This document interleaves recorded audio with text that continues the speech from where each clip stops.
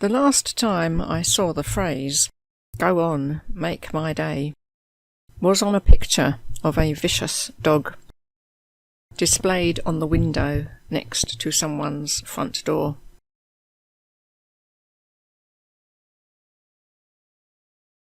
The dog was obviously going to enjoy carrying out his normal duties of protecting the house and getting his teeth into the intruder's leg.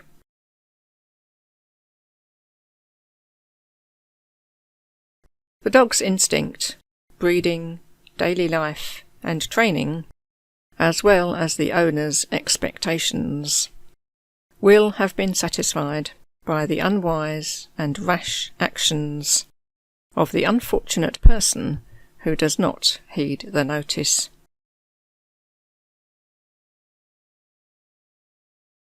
Whether there was actually a dog in residence that day or at all might be questioned, but finding out for sure is not on anyone's to-do list. An equally convincing version is a portrait of the dog, making clear its breed and large size, with the words underneath, "I live here." The satisfaction of someone or something making your day is when you finally have proof that your skills, methods, equipment, or in the dog's case, teeth used as weapons, actually work and do the job efficiently. It inspires confidence that the situation can be dealt with successfully again and again with the tools that you possess, and puts you back in charge and not at the mercy of events, problems, or intruders. There is a shorthand lesson in here somewhere. When you have spent a lot of your precious time learning the skill, it is only natural to want to use it at every opportunity. Using it for real, rather than practicing, highlights the fact that you have a new item in your armoury for dealing with and capturing the endless flow of information.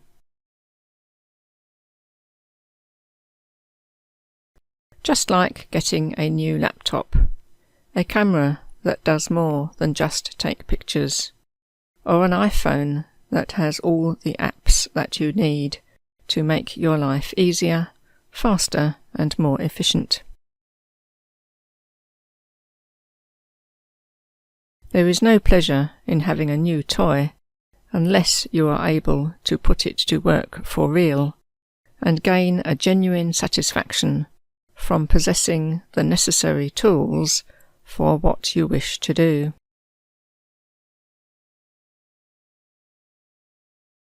At work, I sometimes imagined how things would be if I did not know shorthand. It was not that I would be doing that work in a different way.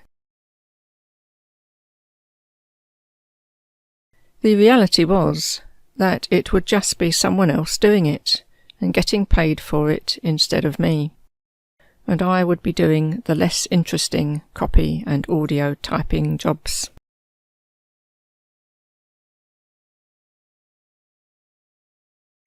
I eagerly awaited each assignment and looked forward to proving my skills.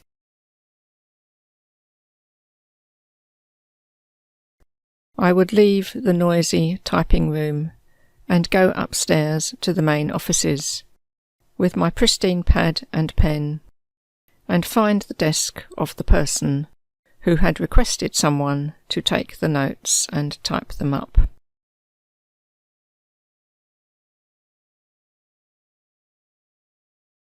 No one dictated really fast, because they were composing the letters, reports, or minutes, and stopping to think all the time.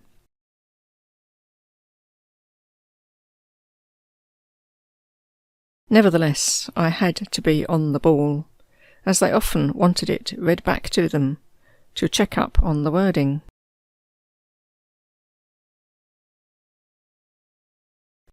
No computers in those days to make proofing easy.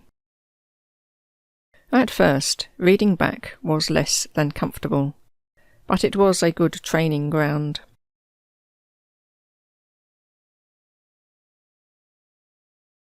I soon found that it was essential to mark the separate paragraphs clearly, so that I could find my place quickly.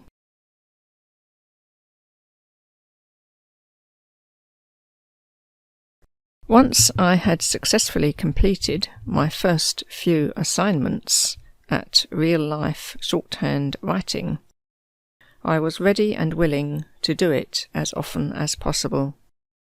The instruction to go and take the shorthand really made my day.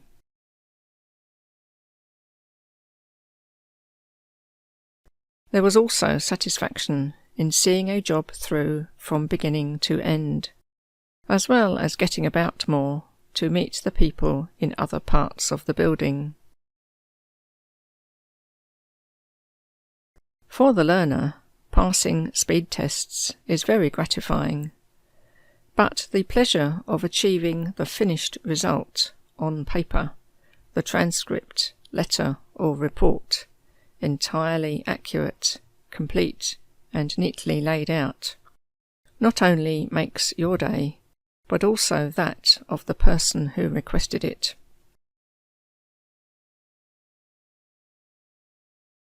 Your qualms about your own shorthand ability and their worries about whether the report will be what they said will evaporate and be rapidly forgotten.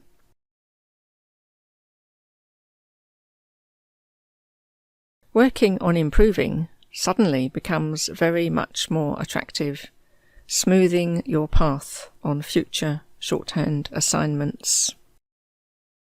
A job well done is also a good advertisement for the benefits of shorthand. A practical demonstration in a real job situation, especially when a deadline is met easily and in good time, is infinitely better than the mere relating of opinions on the merits or otherwise of shorthand. Unlike the ferocious dog, it is quite in order and perfectly legal for you to sink your teeth into shorthand.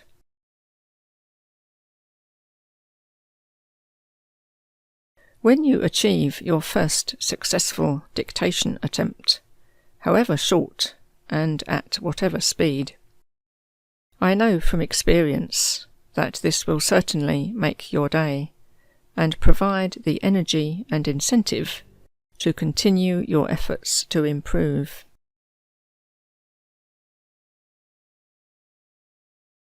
When you smash through your personal speed target, whether that is 20 words per minute or 200 words per minute or anything in between, I would like to say, go on, make my day, and let the rest of us shorthand devotees know, via the guest book, of your victory, which I trust will be just one in a succession of shorthand achievements.